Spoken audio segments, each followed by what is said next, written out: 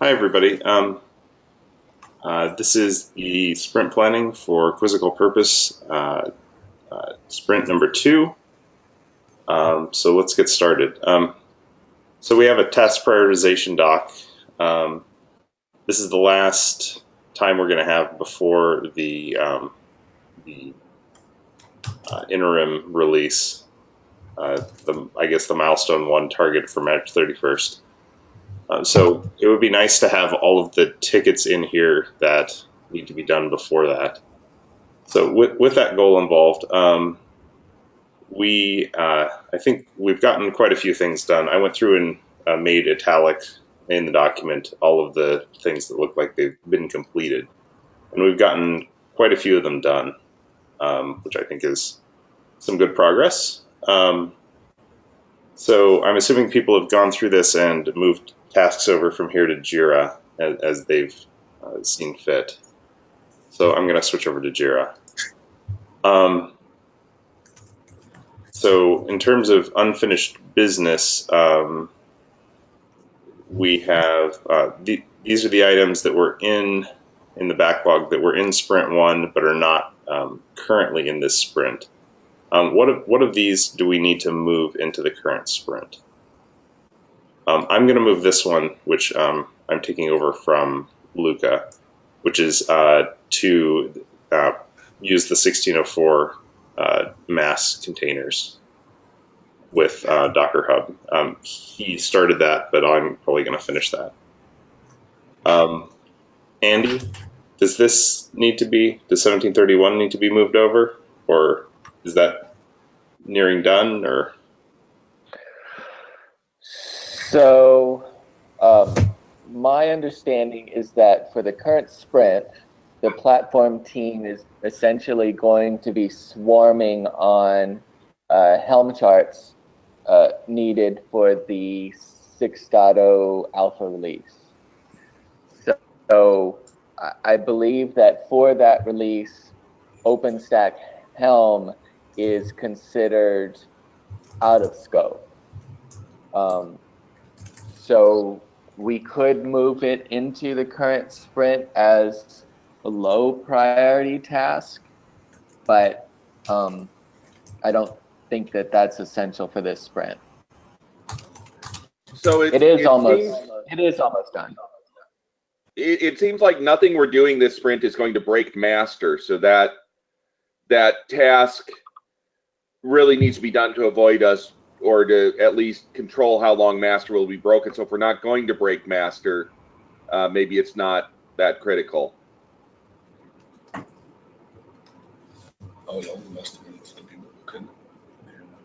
Yeah, I agree. I don't see it as critical for this sprint.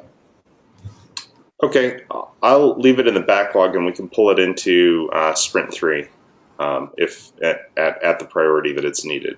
Does that sound okay? Yeah, that sounds fine to me. Okay. The next items, Andreas refactoring the SR app. I think Andreas finished this. I think that was done. I believe he didn't update Jira. Yeah. Oh, okay. I'll make sure he does.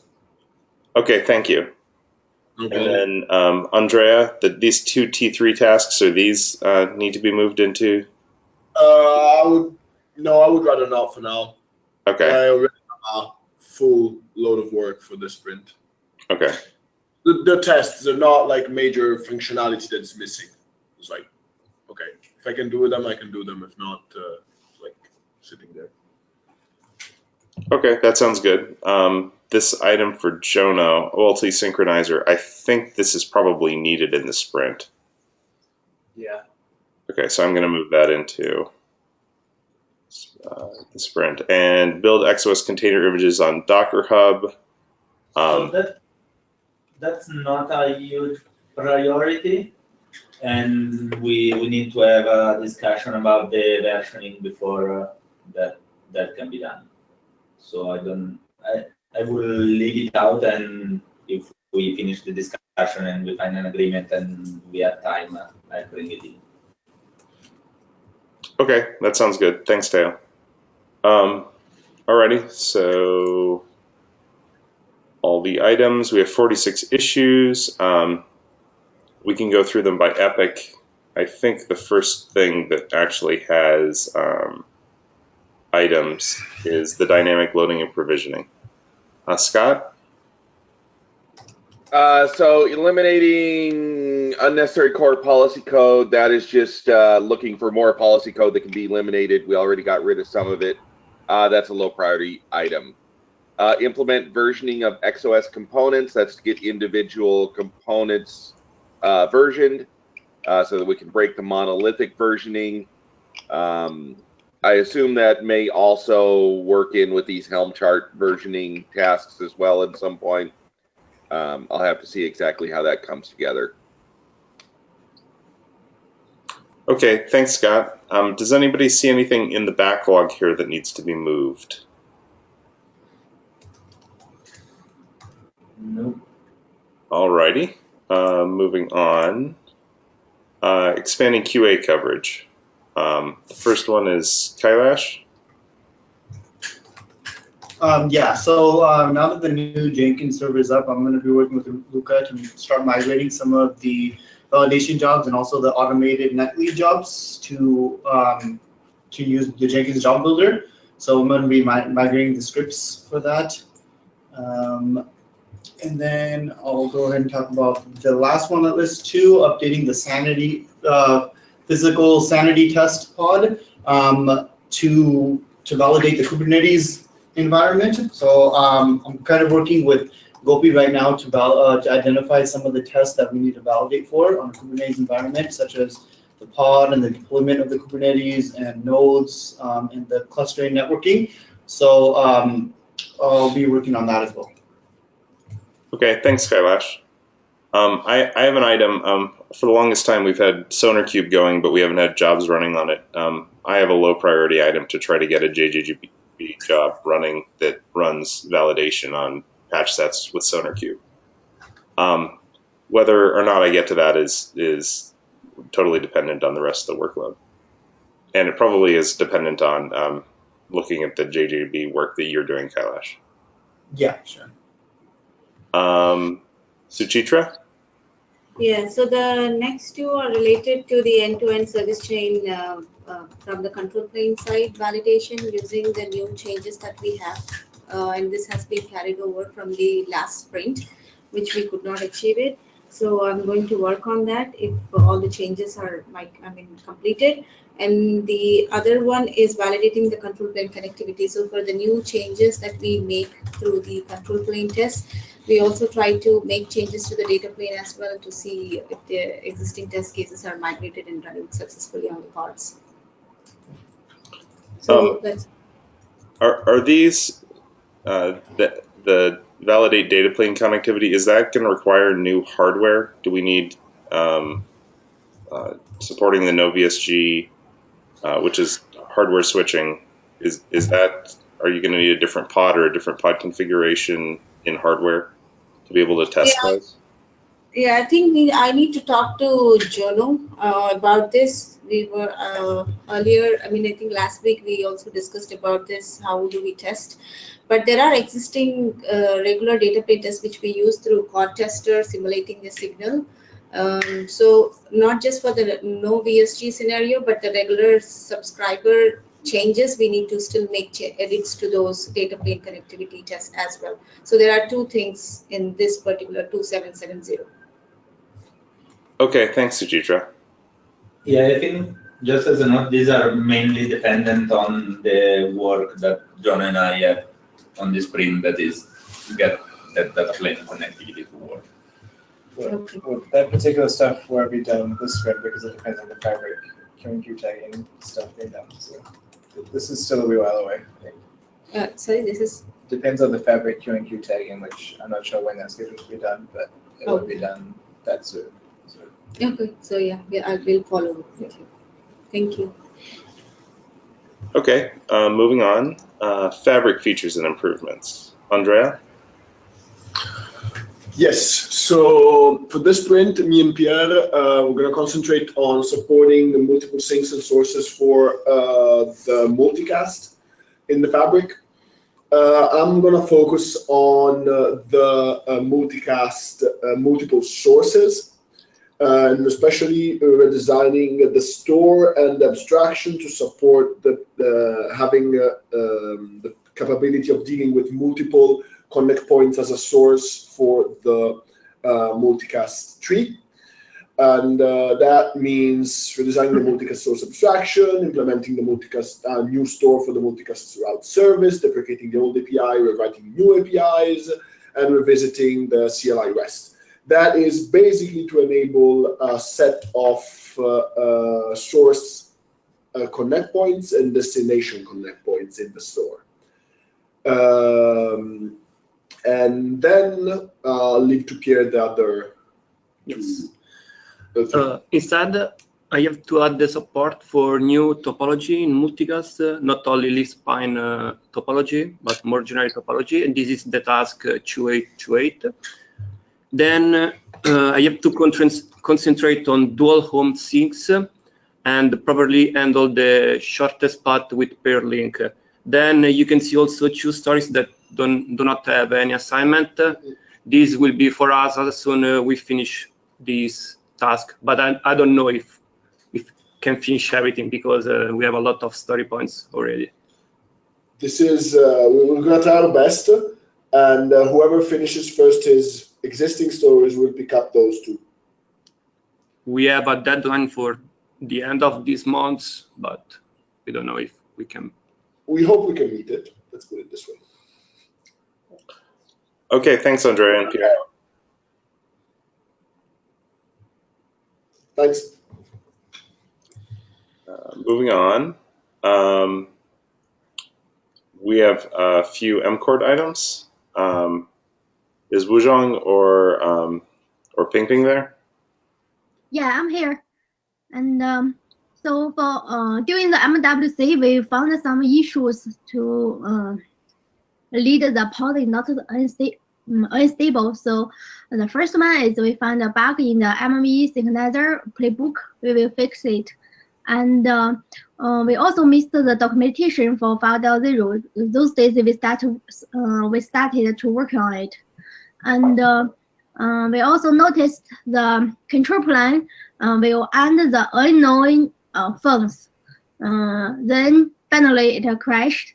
So we already reported it to Sprint, and they are helping us to solve this issue now.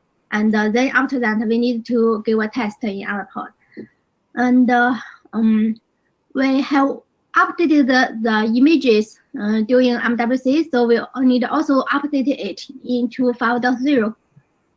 And the next one is to integrate the new feature from telemetry for ONS. Right now, this feature is still in development. After they finish, we can start to integrate.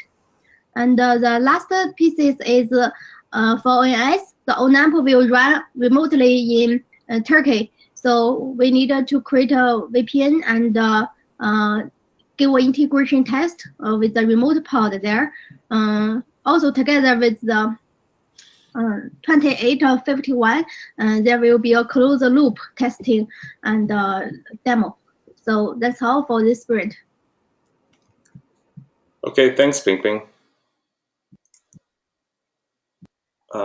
Moving on, I think, Scott, you have this item.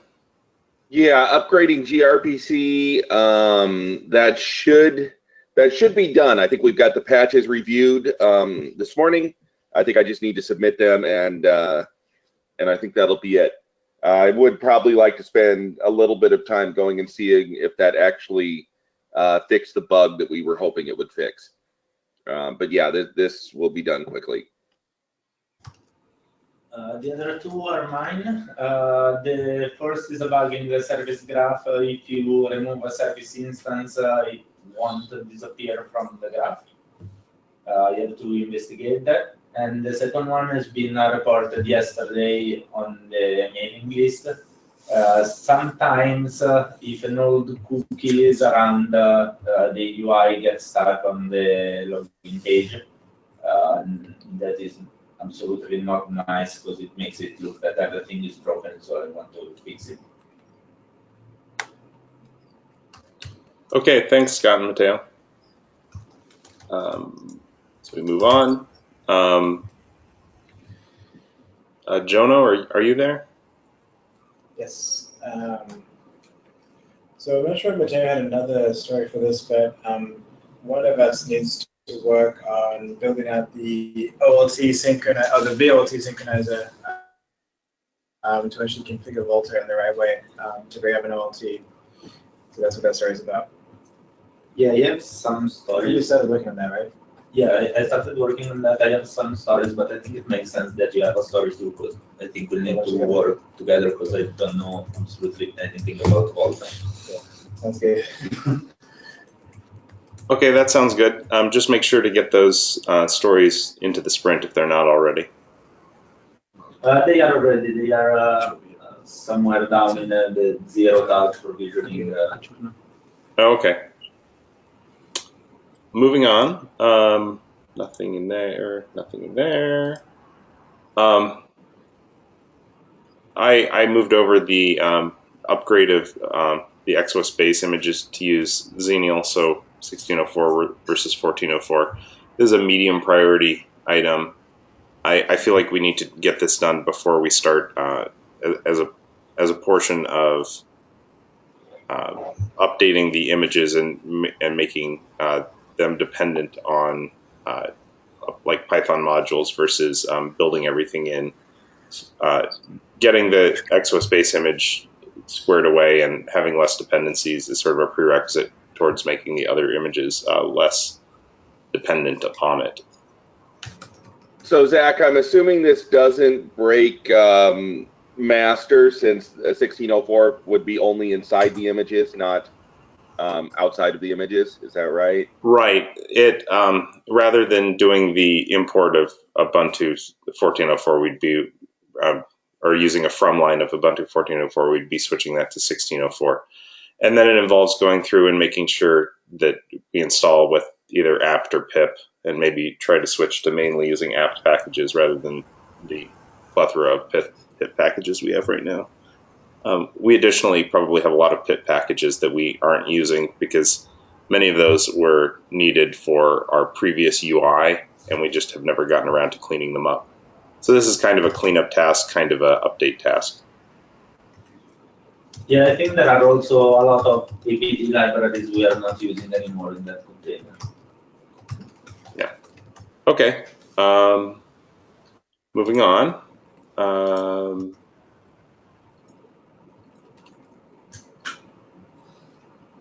Deploy XOS and ONOS using Helm charts. This looks like it's probably the biggest portion of the work for the platform team. Andy, you want to go? Sure. So the first one, 2845, is I've started a core Helm chart design document based on discussions that we've been having within the group about different strategies that we want to use for building out the Helm charts for the 6.0 alpha release. And please, everybody, comment on that, and I'd like to make sure that we can nail down an agreement on high-level principles as quickly as possible, so that we can, I think all the rest of the tasks here are more or less blocked on getting agreement on what are the design principles. Let's see, what else? And the other things that I've listed here are just kind of subtasks in the general push towards getting a set of Helm charts together for 6.0 alpha. So we need Helm charts for each of the individual Arcoid services that we're deploying. If you go down to 2831, the idea here is that we also have a profile chart that lists as dependencies all of the service charts, and also is used to load Tosca into XOS. And so I've called this RCord Lite in these tickets. I think earlier I heard RCord no VSG should be the name of the profile. Is that the agreed upon name? Okay, I'll assume that it is. So I'll go back. Go ahead. You're looking for it. Yeah. I like RCord Lite. RCord Lite is fine? Yeah. Okay. So another thing is that we decided to name the VSG service, I think, VSG-HW. So that would give us the option of calling this RCord HW as well, if we want to toss that out as a possibility.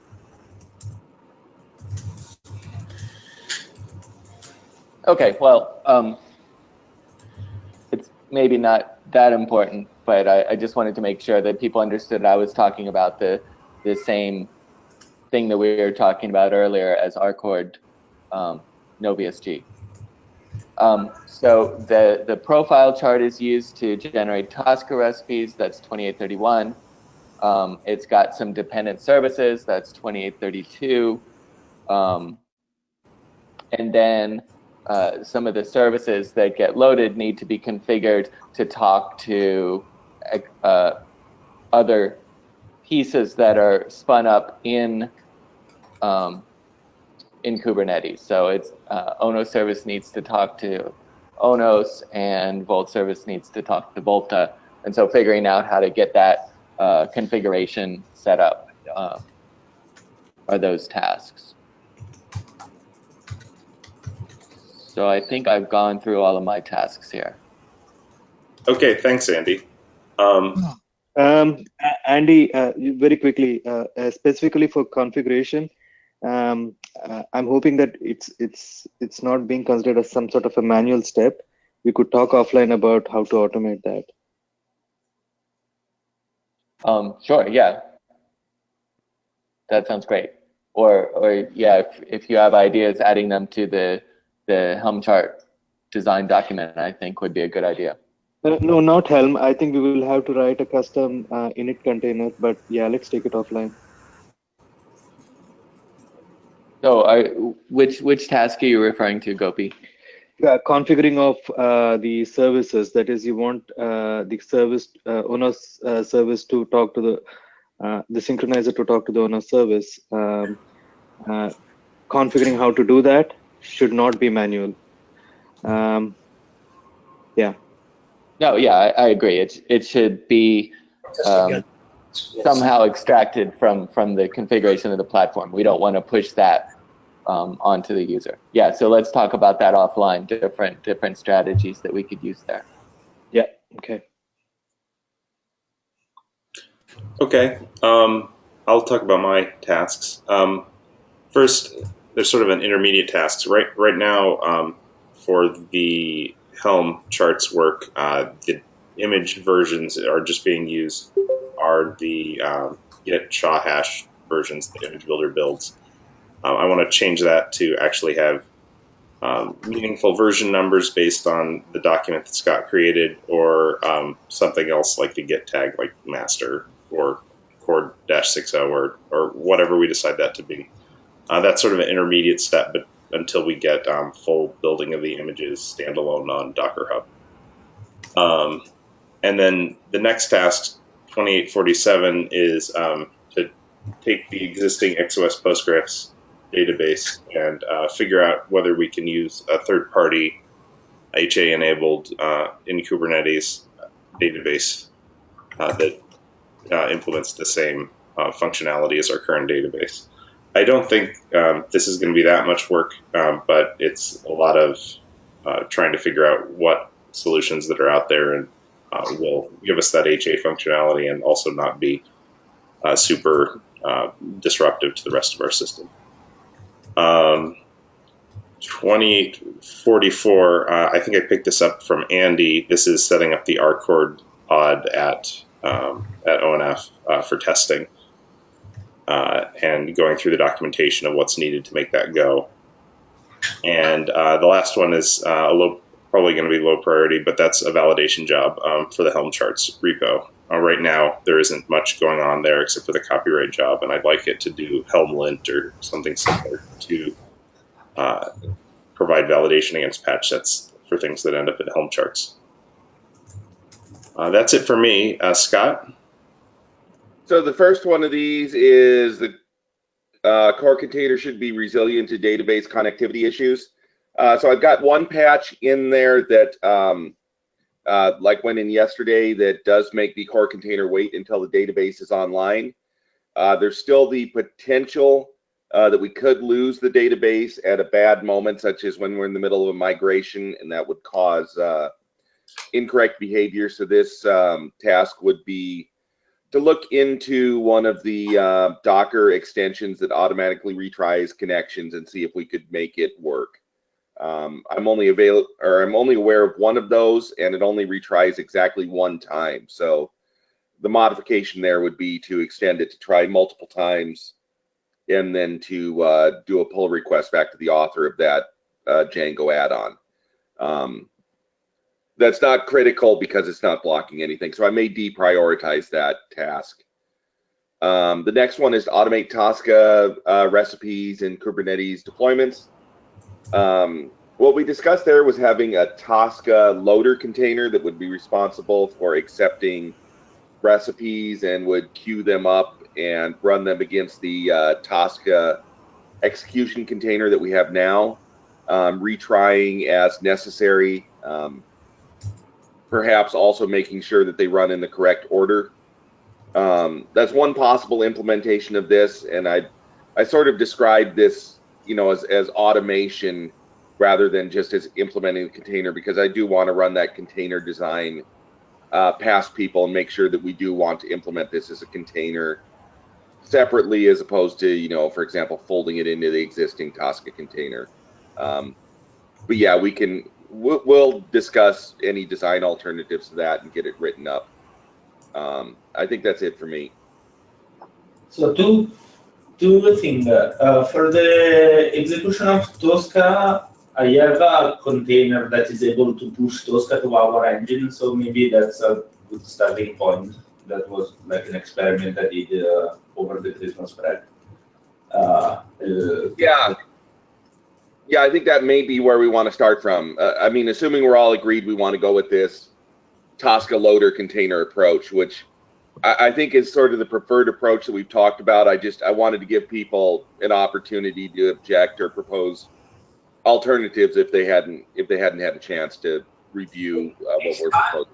Scott, how much state does this container maintain? How much history? I think it would just have a list of recipes that need to be run. I need to understand a little bit about Kubernetes to know where we're going to keep that list of recipes. One option, we could use the XOS, you know, core. We could store the list of recipes we want to run in the database. That way, if we kill the containers and restart them, we don't have to worry about persistent storage of that list of recipes. So when I was thinking about this approach, I guess I was sort of imagining something very simple. So, for example, a bunch of Tosca recipes would get generated via config maps and mapped into this Tosca loader container as volumes in some directory. And then the Tosca loader basically, when it starts up, looks in that directory and submits all of the files, pushes all of the files that in that directory to XOS. So maybe we need something more complex there, but I thought that was sort of like the starting point. Yeah, I think that's a good starting point. The only thing would be, and Gopi can chime in, you know, can we add new recipes at runtime to this? Because it seems like that would be a useful capability. Can we alter this config map to add new ones if we believe new ones are necessary? We could, but we shouldn't. If we want to add new recipes, we should probably create new config maps. Are these recipes executables or are they configs? These recipes are well, they're Tosca files, which would be something that you submit to the Tosca engine to run. They're Okay. not executables like an executable Linux program. They're They're not like JavaScript. Okay. Yeah, so they are closer to configs than executables. In general, Kubernetes does not have an opinion on storage. That's why most of the storage options that come with Kubernetes are add-ons. The only native storage is the key value store of etcd. Everything else either lives as configs or secrets, and funnily enough, those get stored in etcd as key value pairs. So if we want something a little more nuanced, we have to look at storage add-ons, like you say, either a database or some sort of a shared disk store. Again, we can take that offline. But if this is something that needs to be super dynamic, it needs to be auto-discoverable, I don't think there are existing solutions in Kubernetes. We'll have to design it in. Yeah, I think ultimately we want it to be dynamic. I think it depends on whether we want it to be dynamic by March 30th. Right.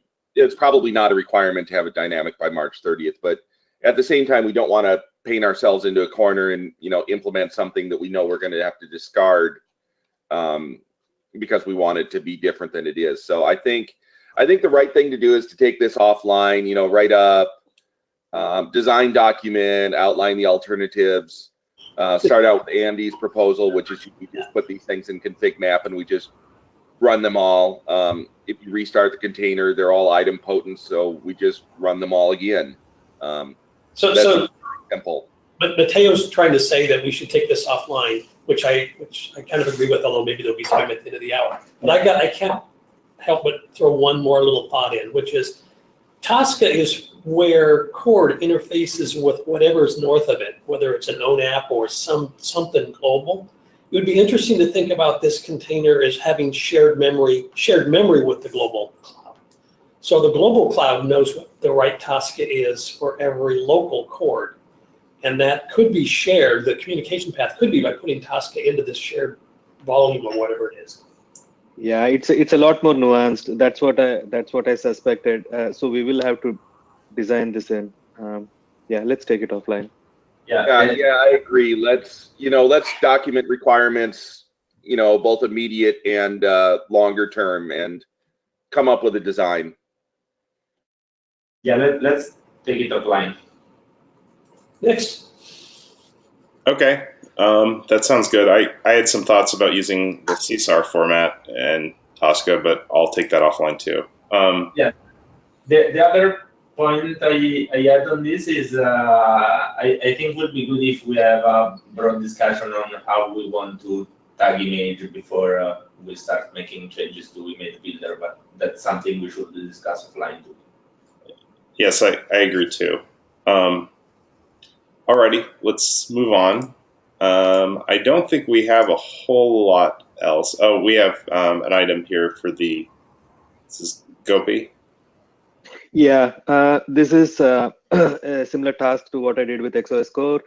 I'll be working mostly with Jonah and a few people in the Sienna organization, David, Rich, and one more person, I forget his name. But basically, there are some things we need to keep in mind while we deploy Volta on Kubernetes. Like the key value store used and stuff like that. So I need some hand-holding there. So I'll be working with the Sienna guys there. In general, I don't think this is going to be a tough task. Just something that I need to be aware of. Okay, thanks, Gopi. Moving on. I think this is where your Volta things were, Matteo. Yeah, so basically these are placeholder for the tasks that I need to do for the synchronizer to write to get connectivity through Volta and the hardware VSP. So the first one and the last one are really about Volta and how to model it inside XOS. And the second one is how to configure the fabric to strip the tags. Okay, thanks, Matteo. Issues without epics, Matteo? So the first one, we noticed that we don't have a proper hardcore service, so there is still Arctic code that we can remove as we did for encode and encode. It's an easy task. The second one is enforcing the feedback state so that only the user, the synchronizer can write to it and the user cannot mess around with it. That is actually done. That's been merged this morning, so I just need to close the task. Okay, and the last one is something I picked up from Luca. It's the using that's the 1604 mass testing. That's it for tasks. Looking. Zach? Yes. Zach, I want to ask from the list, I didn't see the QA team gave the testing to mcode 5.0. Suchitra, I don't know your plan. I think it is necessary to test it because after the first release 4.1, a lot of people using it. I think for some people already try to use 5.0. Right now it's not ready. So I think it's necessary for the QA team also testing it. And Suchitra, what's your plan? Yeah, Ping. So I talked about this to Oz, I think 2 days back, and there is a group called Polaris Network. I think you have already met those people. So they are going to start 5.0 testing, and then they will be using their tools. And we already discussed with Oz what is the plan to first start with. And I think when you are here in the office, then I can discuss with you as well, and then you can suggest more tests, and that team can actually do it. Who are that people? Is that on the email list? I see a company want to be a volunteer to give testing to mcode. Do you mean that company? Yes. Yeah, they also do the existing testing, but they also have some testing tools for mcode itself. So they are like, they can do either way. Okay, that sounds good. Yes. So maybe I can discuss with you in more details about this. Yeah, sure. Okay, thanks, Ping. Okay, just as an overview, we have 147 points here and 46 issues. Compared to other things, we were doing, in previous sprints, we were finishing about 100 to 150 to 180 tickets. I'm thinking that this last sprint, we finished more just because we were finishing up things for the release. This looks reasonable, if a little bit ambitious. I think, as people have said, things might fall off the end if they're low priority. But that should be okay, as long as we get the main things we need to do for 6.0 alpha. Does anyone else have any comments on the sprint as a whole, or on specific issues or areas? Did I miss the fabric dependencies? Are they coming in? Andrea and Pierre did talk about that. What about the Q&Q tagging and handling? I understand this Jonah is working on that, but I don't know when it's slated to be done. So do we need to make? Does somebody need to make tickets for that? And if so, who would be that person? Was it Jonah or Andreas? I think Jonah is doing the work. That's my understanding.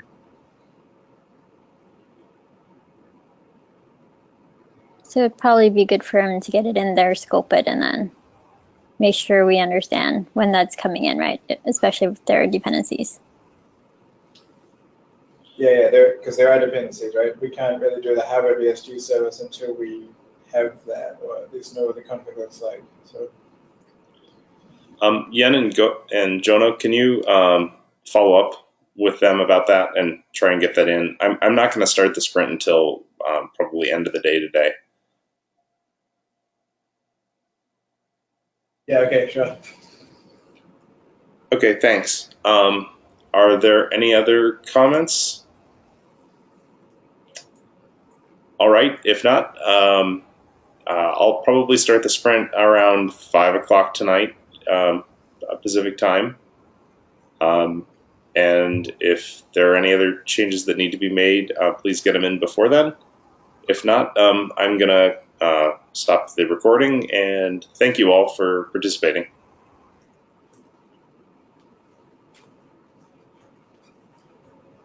All right, thanks, Zach. Bye. Cheers, guys. Bye. All right. Bye. Thank you. Bye.